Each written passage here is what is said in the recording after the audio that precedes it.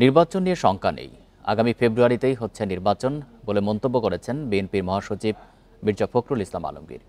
শুক্রবার রাতে যুক্তরাষ্ট্র সফর শেষে দেশে ফিরে শাহজালাল আন্তর্জাতিক বিমানবন্দরে সাংবাদিকদের একথা বলেন তিনি।